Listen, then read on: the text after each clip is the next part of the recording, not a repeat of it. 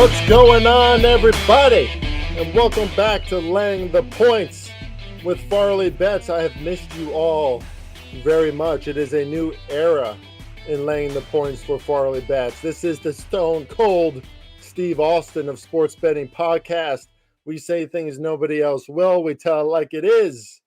We talk all things sports betting, including the darker sides of our industry, the many mental aspects we all have to battle in the wide world of sports betting and handicapping. We also talk about sports betting processes, theories, because it's all theories, folks. Nobody's figured out how to pick games 100% of the time correctly, right? And of course, we give out free picks on the show, mostly in the NBA and the NFL. But we're starting to handicap college basketball finally this season. We usually wait until this time. Of course, college football's in there, but that season's over. We handicap UFC, handicap WNBA, and CFL during the summer as well. All things sports betting here. My name is Chris R. Farley. You can find me at Farley Bets on Instagram, Twitter, and TikTok. I'm the head of betting at the 33rd Team, a contributor at the Bet US, NFL, and NBA shows. Also over there at the Odds Breakers, and maybe even more affiliations down the road. We'll get to that in the future as this podcast continues. And FarleyBets.com is still coming. It's around the corner. It's going to happen very soon. Free picks on that site and other offerings all the time as well. Thank you so much for tuning in on this inaugural episode of a new era for Laying the Points with Farley Bets. We used the Odds Breakers as our channel, our medium to broadcast our podcast in the past. But like all things, right, you move on, you move upward, and starting my own little business venture here with Laying the Points on FarleyBets.com and with my own podcast. So it's exciting. Probably even more in my style. Maybe even a little more brash. Who knows? Who knows? But it's great to be back with all of you. I missed doing this podcast in my own style. You know, most of the time, it'll probably just be me. I like just talking trash on my own as that glass breaks at the beginning, right? Hey, I was raised by Stone Cold Steve Austin, like it or not, 90s kid. So I like talking trash, talking sports betting on my own. I like the sound of my own voice. Nah, I really don't. But, you know, it gives me some freedoms and liberties that I might not have if I had a guest every time. But we will have some great guests in the show. We've had great guests before, and I look forward to more of that as we continue churning out episodes of Laying the Points. You can expect at least one episode every week for now, and probably many more in the future as the NFL season thins out and as things become a little more, the workload becomes a little more manageable. I'll say that because we've had a lot going on. I got a baby coming in 2 months. So definitely a lot going on over here. All right, so like I said, I like to talk about theory and philosophies, approaches to sports betting on these podcasts, and then we can get into some picks. I'm going to talk about the NFL Wildcard Round, give you some thoughts on that, maybe how to look at some things.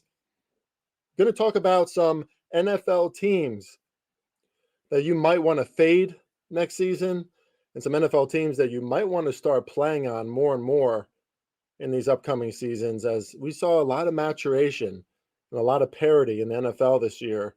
Some of those teams that we didn't expect to be winning, they were winning. Right, so we'll get to that in a second. For now, let's cover a few other more philosophical topics at first in sports betting. And let's start with this one. So I know this is a real experience for many of you out there, right? Because let's face it, you see it all the time, right? The millions, the billions of dollars that are going back and forth now on online sports books, online apps, DraftKings, FanDuel, PointsBet, Barstool, you name it, right? It's more and more and more. We can all access these things from our phones. We can put our own real money down. And something for all of you to always think about, right, is there's a difference between a steady professional bettor, somebody who's really trying to almost like invest in a portfolio, right, versus somebody who is impulsively and perhaps has a compulsion to bet, right, on a regular basis, right? Like if you wake up and you just want to put down money, you want to bet something right away, like that's what guides your thoughts, it, there's a much smaller chance that you're going to win that way, right? Or if you're approaching it objectively, let me look at the board today. Let me look at what sports are available. Let me look at what teams are playing, who's in, who's out, objectively, right? Because the dirty word in gambling that nobody wants to admit, right, is that we all want to make money.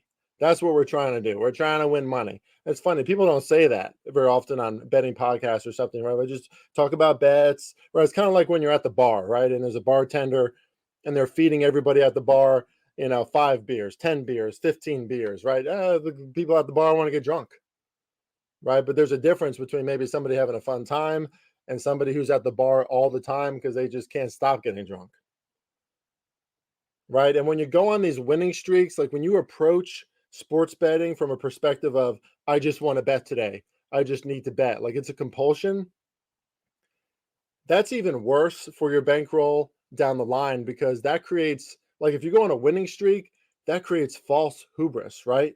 Like you start to think, man, I'm really good at this, right? But it's not really based on any sound handicapping. It's not based off of any objective approach to sports betting itself.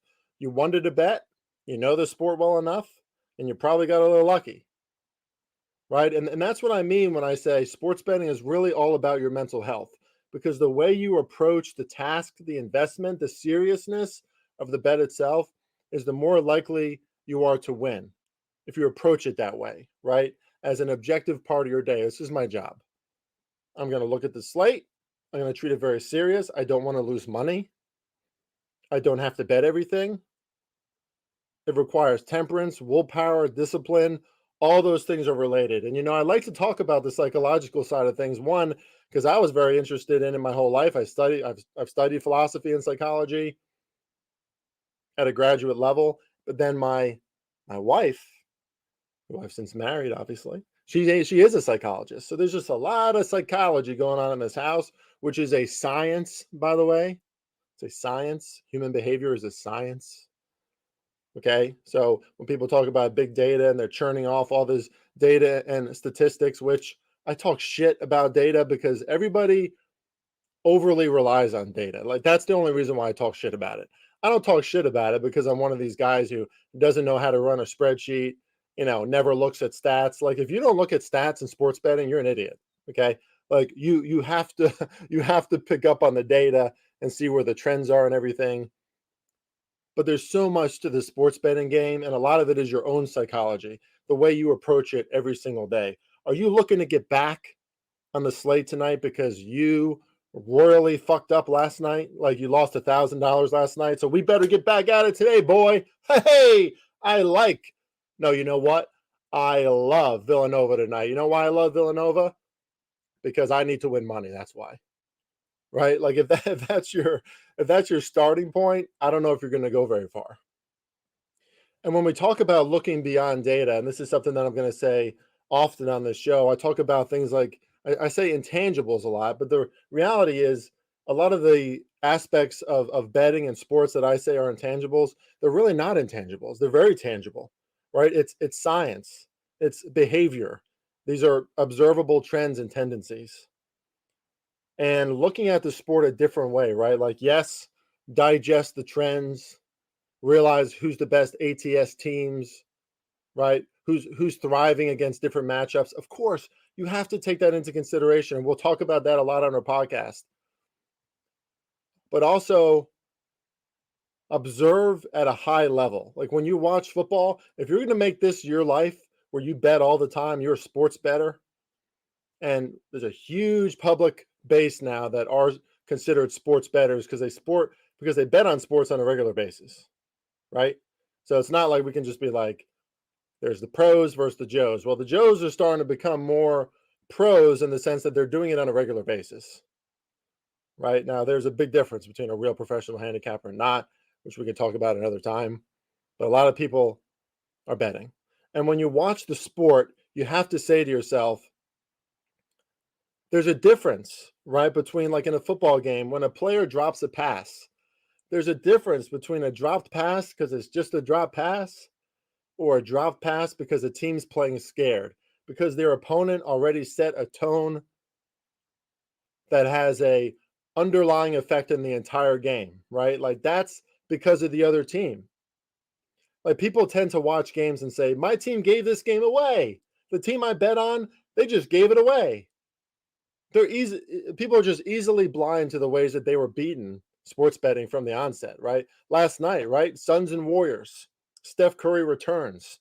The Warriors are healthier than ever. Klay Thompson, Wiggins, Draymond, Jordan Poole, Steph Curry at home, where they've been phenomenal at home, playing against the Phoenix Suns team who didn't have anybody on their lineup.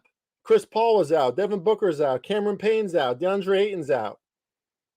The Suns were leading by more than 20 points for many. I don't know if it's most of the game, but they were leading by double digits for most of that contest, and they ended up winning by double digits as well, 12 points, I believe, at Golden State. Right? And many people are going to look at that and say, there's no way that should happen. There's absolutely no way. And they're probably right to an extent. But if you go back and watch the film, which I haven't yet, but let's say we do go back and watch the film, are there things that happen at the beginning of that game that are telling of the way that the Phoenix Suns are coached, and maybe that are telling about where the Golden State Warriors are at this point? Right? It's not just simply like, well, the Golden State Warriors should have blew out the Suns. Period. Why didn't they? Were they just punched in the mouth? Were they taking the whole thing less seriously? Golden State, probably a team to watch out for in their next game after that embarrassing performance. But the way a team starts a game, for example, like I always say this about relationships, right? The way that a relationship starts usually sets the tone for the entire relationship, right? Like, thank God I was really attracted to my wife when I first met her, and she tells me the same. So if we have a sloppy week where we're like eating our faces off, we don't look our best, our hair's all over the place for whatever reason, we can still look at the person and go, well, I was really attracted. I mean, I know that I'm really, really attracted to this person, right? Because, you know, we had, of course, the honeymoon period, right, of like a relationship. You know, it's kind of, well, let's not get too detailed here, but it's fun, right? Like you're enjoying each other, right? You're both very attracted to each other. It's exciting. It's new. You need that at the beginning of a relationship. Well, the way a team starts a game, like how they are in the trenches in football or how they are muscling players in the paint, like the Heat and the Thunder last night, the Heat almost benched everybody. It was Jimmy Butler, it was Oladipo, it was Max Strus against everybody, right? And then it was like ancillary bench players. And the Heat still won against a healthy Thunder team that's on the up and up. Young players, fast players, energetic players. The Heat still won because they're grown-ass men. Jimmy Butler set the tone in the paint from the very beginning. Steals, blocks, just out-muscling these young guns. Something to take notice if you watch the game. When the Heat are motivated, that's how they play. Right? Or when a quarterback starts missing throws after he's hit, is the quarterback just missing throws? Like, was Trevor Lawrence just missing throws against the Titans last week? Just had an off day. Or is it because of the pressure that he felt in a very, very big game? I mean, that was the biggest game of Trevor Lawrence's professional career. They got it done last week, but it wasn't really because of Trevor Lawrence. It's because their defense made a big play at the end of that game. Right? Or when a player keeps missing shots because a defender has them off rhythm. Or when a quarterback just can't handle those big moments. Like, I'm a situational bettor, right? So that's why my power ratings don't matter as much to me. Like, I set my power ratings, I have a foundation, I develop them, I have my own subjective considerations and the ways that I measure things, but I'm not married to my power ratings because any team, any player at any given time, if you're observing them and you're kind of watching the psychology behind it, like what's actually happening, then you're seeing beyond the data, right? You leverage the data and you look into why this is happening. The Bucks and Cowboys are a great example this weekend. The Bucks are underdogs at home, and they haven't looked good this year, but is anybody trusting the Dallas Cowboys right now? Did you see the way Dak Prescott played against Washington's defense last week? It was horrendous. It was one of the worst offensive performances I've seen from Dak and the Cowboys all season. And maybe that's a reason for them to get up and get motivated this weekend. Or maybe the Dallas Cowboys are showing you that they lack poise. They lack on-field leadership. They lack the ability to thrive in big moments. Something to consider as part of your bets this weekend for sure, and we'll talk more about those games. But these are the types of ways, like this is the approach that I have at sports betting, right? You have to be, in my opinion, you have to be diverse, dynamic, and comprehensive with the way you look at sports. And you will hear many, many personalities on Twitter, on shows. There's guys and girls who just talk about trends. Well, this trend, let me tell you, the past 200 games, this has hit at 61%. And yeah, for me, that's not enough. Or there's guys and girls who will talk about matchup advantages, right? Well, here's the thing. This team has a really weak offensive line. This other team has a really good defensive line. Not good. Not good. Not good, folks. Totally. That's true. That's true. That can't be your only consideration, though. Right? Oh, this quarterback's been unstoppable their past 7 games. And it doesn't matter that they're about to face a top 5 defense in a high pressure environment. And it's this quarterback's first time in this environment. That doesn't matter. This quarterback has been killing it. It does matter. Right? Like situations matter. Environments matter. And I would say, arguably, in professional sports, more than ever.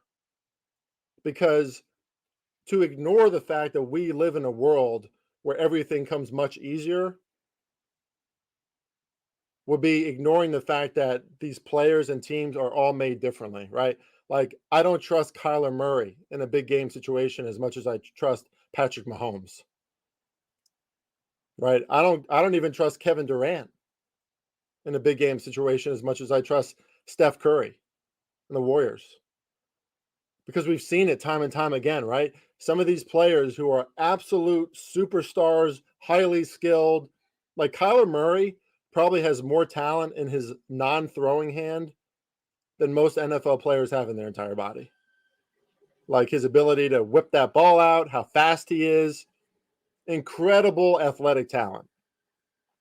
But can Kyler Murray, who hopefully, God bless him, hopefully he comes back from injury okay, but can Kyler Murray become that guy who owns his own mental game, who's really prepared, who you don't want to face on the field in the middle of the playoffs because he's going to figure shit out that the defense has no idea, right? Like the defense has no idea that he already knows what's happening. Is he going to become that guy?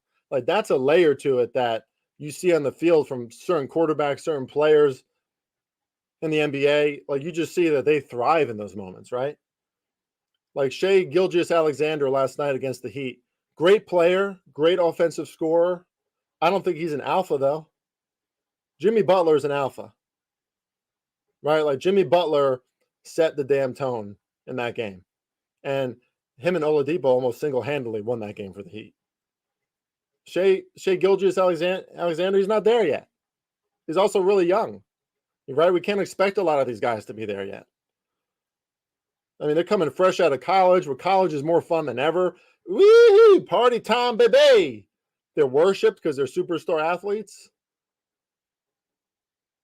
And then they go into the pros and they have a ton of money, and you're expecting them to be responsible, accountable, disciplined, stretching their mental game so that they're showing maximum poise in big game situations. Really? That's what you're expecting? There's a difference there, folks. So we have to look at the data. We have to look at the situation. We have to look at the matchup. We also have to look beyond all of those things.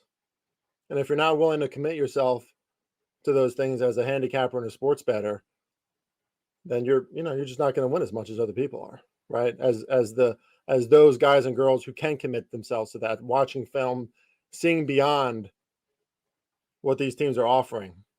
And don't get me wrong, though. Some of these modelers out there, like I know a friend of a friend who developed a model, got a high rank in Circa this year.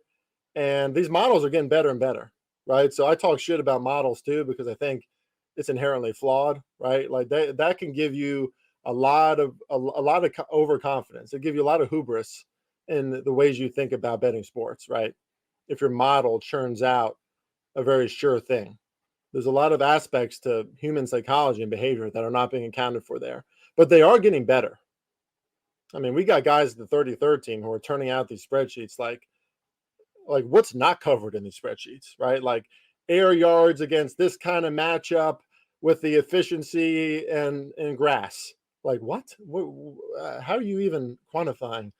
So, you got to leverage those things, but you got to look deeper too. You'll hear me talk about a lot of that on this show.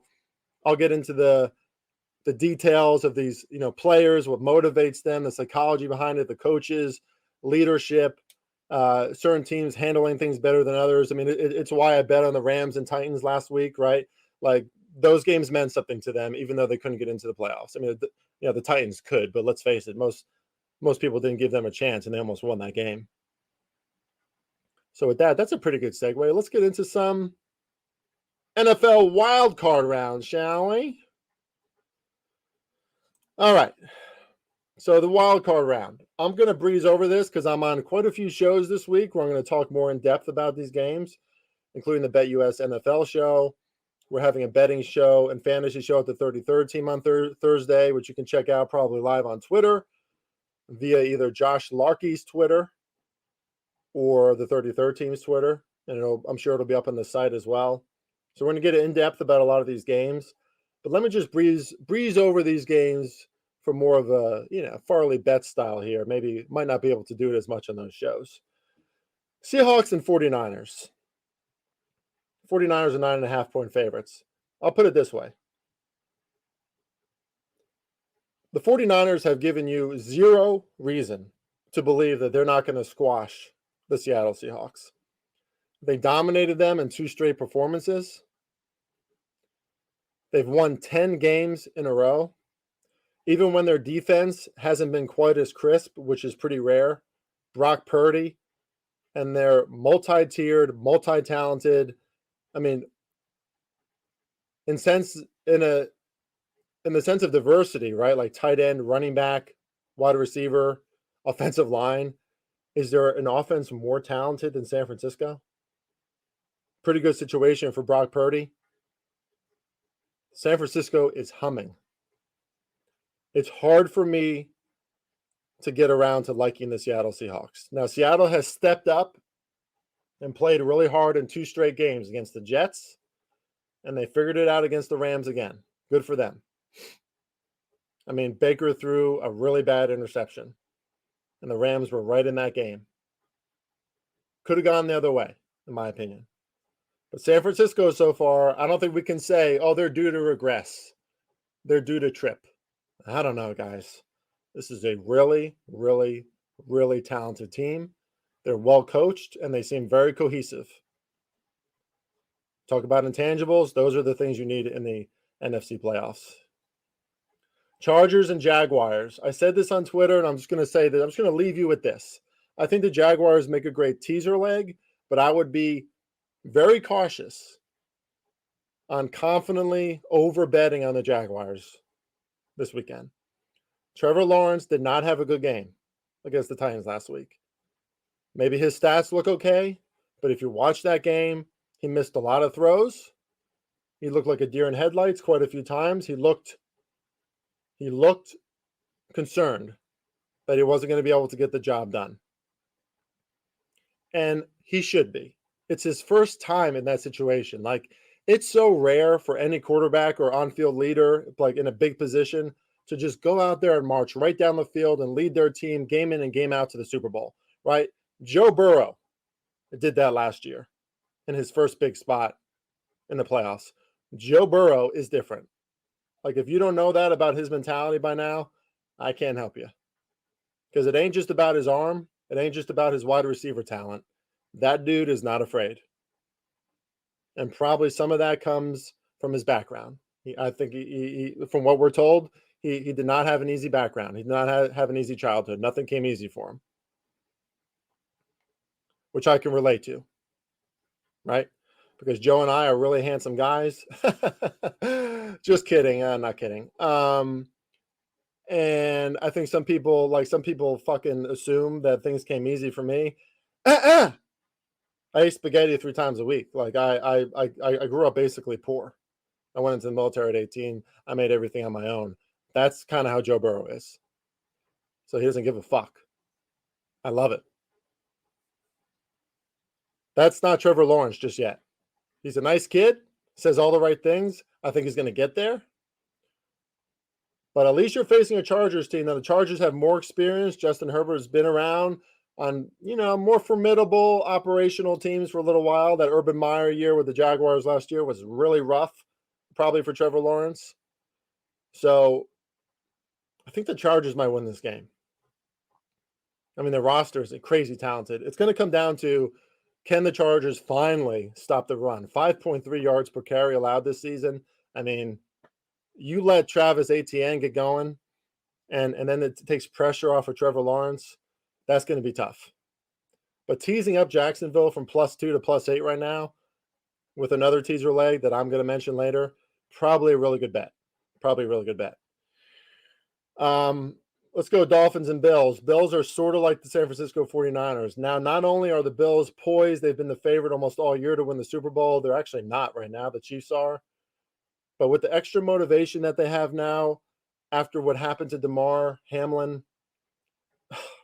and now the Dolphins are probably going to roll out Skylar Thompson. I mean, that's why this line is up to 13 right now. Even if it's Teddy Bridgewater who's playing with a weird finger. Nah, like this ain't. I don't think the Dolphins have a shot. I really don't. The Bills are poised.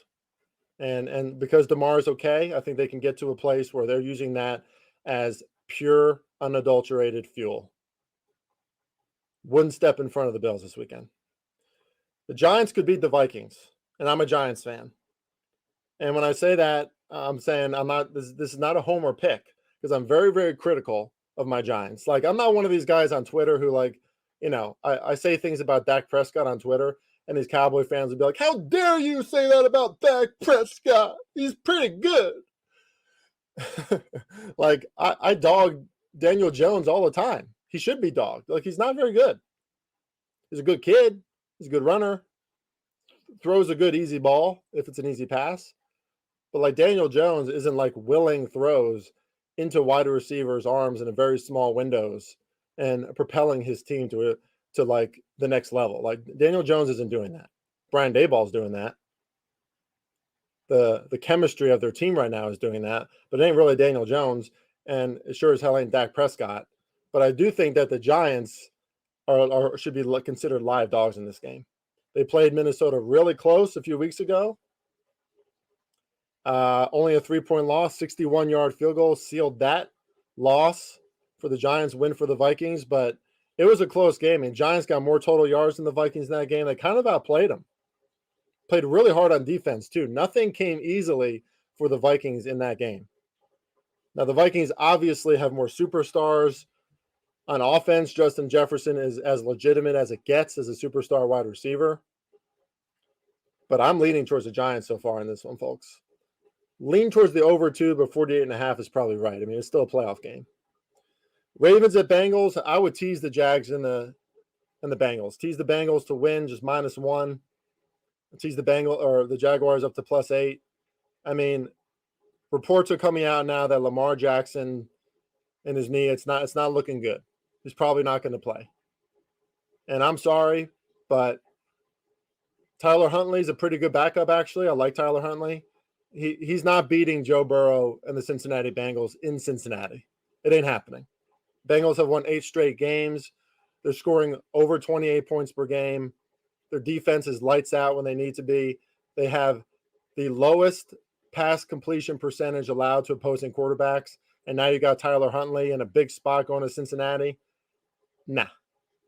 Don't see it happening.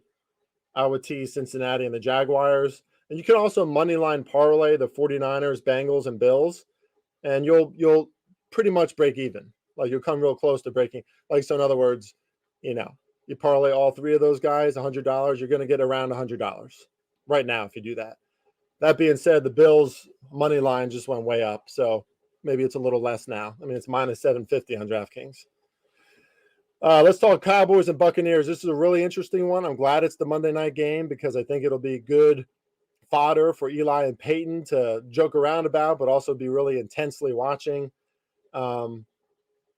Just don't be surprised if Tampa Bay wins this game by 20 points, folks. Like the Cowboys could for sure win this game by 20 points. They have the talent to do it. And the Bucs haven't shown much this year. They still don't have a run game. Like we're entering the postseason and they still don't have a run game. In my opinion, the worst rushing offense in the league because even when they've had a good game or two, it just hasn't been consistent at all. And the Cowboys have a good defense. I mean, you haven't heard a lot from Micah Parsons or Trayvon Diggs recently, but they have a good defense. So, the Cowboys could certainly win this game, but this line now coming down a little bit in favor of the Bucs. I agree with that movement. And Tom Brady and the GOAT, they should be considered live dogs, especially at home. And don't be surprised if Tampa Bay and the Bucs end up in the NFC Championship game. Don't be surprised. Now, if they have to face San Francisco next week, night termite, in my opinion, of course, if they win this game. But it's still Tom Brady, and there's still a lot of parts to that Super Bowl team that are there. I know people are like, well, without Gronk, what are you going to do? I get it. Something tells me Brady's going to figure some things out. Maybe show the whole world that he's still got some ingenuity and probably is still seeing things on the field that nobody else is seeing. All right, really quickly, let's get into some teams to watch out for next season in the NFL and teams that could regress. I'll be talking more NBA on upcoming shows, especially as the NFL season winds down. Like I said, we'll have guests and everything. I'm looking forward to this new era of laying the points. You can catch me at Farley Bets across all social media. So teams that could regress, in my opinion, there's not a lot for the Colts to work with right now. Their offensive line gave them a lot of problems this year. Their defense was good, but banged up, kind of gave up on the team at the end of the year. I don't feel great about the Colts. I mean, this is a team that a lot of people said entering this season was going to be like really like a top contender, right? Like Matt Ryan. Yeah, right. I mean, that was fake news from the beginning. Cowboys, I think, could really regress. If they don't get it done this year, like if they don't go far into the playoffs at least this year and be really competitive, we're just seeing the same thing over and over and over, right? Like how many more times can we see this? Because we all have to kind of see it, right? Because the Cowboys are always propped up on national TV. They're all over the media because it's the Dallas Cowboys. It's the most valuable sports franchise in the world. Blah blah. We get it. Can't keep on seeing the same things from them. The Rams are in big trouble because they spent a ton of money to win a Super Bowl. That worked, so good for them. But now Sean McVay is very lukewarm about his motivation to continue being a coach. Don't love the Rams moving forward. Don't love the Cardinals moving forward. Maybe Kyler Murray doesn't want to be there anymore. The team just also doesn't have any depth, like across the whole roster. They just don't have depth. Washington Commanders, they might lose Ron Rivera. Wait, did they lose Ron Rivera? Did I miss that? I'm going to look that up live in the show because that would be bad if I missed that. No. Okay, so they didn't. I knew. I figured something didn't happen yet, or else I would have heard about it. But I wouldn't be surprised if Ron Rivera was fired at the end of the season after some of the decisions he made at quarterback. But Commanders are in flux. I mean, I don't know how invested Ron Rivera is. It's tough over there. It's tough. They have a lot of talent, but year in and year out, they're just not amounting to much. So kind of the same story as the Cowboys. Like, figure something out, Commanders. And don't play Carson Wentz anymore, for Christ's sake. Tampa Bay Bucks. Tom Brady's probably not going to be there anymore. And then that organization is going to have to maybe do a complete look at themselves and, take a deep, hard look at who the Tampa Bay Bucks are and who they're going to be moving forward. I know some contracts are coming up for them. A lot to figure out. The Seattle Seahawks, too. A team that surprised a lot of us this season. Geno Smith played fantastic quarterback play. I mean, he played really well for the Seahawks. Highest completion percentage most of the season. I feel really good for Geno. Don't know if I feel as good for the Seahawks, though. I mean, they're a young team. They're growing. But now teams are going to take them more seriously next year, right? They're not going to just treat them as like, the Seahawks are going to suck this year. Like, that's kind of what everybody thought. And then week after week after week, they proved people wrong. until halfway through the season, teams started to adjust. I don't expect the Seahawks to get to the playoffs next year. Teams to watch out for next season, the New York Jets. They have a defense. To me, they're a top 3 defense in the NFL. They proved it week after week. Now, the final 2 weeks, they kind of gave up. That's probably just more of an experience thing, like young players in big spots. But they'll get there. I love their defense. They obviously need a quarterback. It's a big thing. But if they get somebody in there who can at least be more consistent, watch out for the New York Jets. They have a lot of talent on offense too. Garrett Wilson, Breece Hall, as long as he comes back. Offensive line is better. The Pittsburgh Steelers, they're not going away, and I kind of love it. Like, I love a villain, and people love to hate the Steelers. But Kenny Pickett got some moxie, folks. He's kind of got some Joe Burrow moxie to him. He can throw some zips in there, man. He certainly did that in his last 2 games. He proved he can carry his team. Offensive line came together more, and obviously their defense is very formidable. As long as you got TJ Watt in there, everybody just plays better. I think the Steelers are going to have another winning season next year. The Miami Dolphins and Mike McDaniel, who have been through so much this season. I can't believe that there was rumors about Mike McDaniel being fired. Get out of here with that shit. He should not be fired. He's an innovative coach. He's obviously somebody who the players respond to. If they get some consistency and can avoid injury next year, watch out for the Dolphins. The Denver Broncos. What am I saying here? I get it. Russell Wilson looked terrible for long stretches of this season. He might be done, but let me say this. I think that the Broncos are going to hire Jim Harbaugh, from Michigan. And if they do, I think he's a perfect fit for Russ, because Russ needs to be a disciple, right? Go Hawks. Let's ride. Broncos country, let's ride. Like, Russ needs to be a disciple, and he needs a big personality, a coach to follow. That's Jim Harbaugh.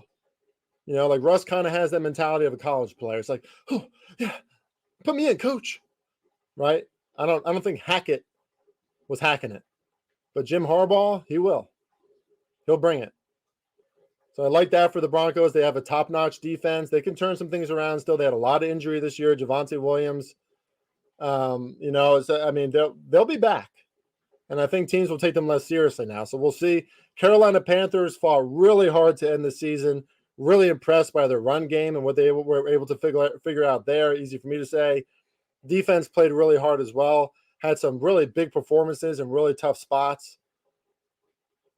Look out for the Panthers. The Browns and Deshaun Watson. Folks, doesn't matter what you think about Deshaun Watson. He's playing football, and he's going to get better on the Cleveland Browns. And they are still an ultra-talented team. Still arguably the best running back in the NFL. Still a great offensive line. Still monsters on their defensive line. Still talent in their secondary. And if Deshaun Watson can take his game back to what he used to be, watch out.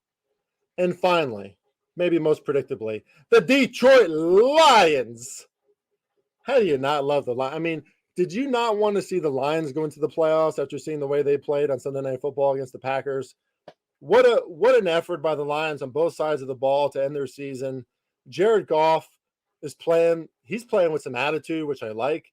Their offensive line is probably the best in the NFL right now, right there next to the Eagles. Lions are a team that is going to grow and get better, folks. I believe that. And it was great that they were on, Hard Knocks. We were all kind of cheering for them. They're an easy team to cheer for. How do you not like the Lions moving forward?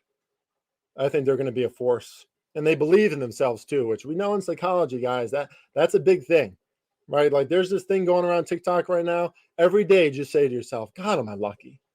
Man, I get so lucky. Like, I have the best luck. Good things just happen to me. Like, if you say that to yourself over and over every day, watch. Good things will happen.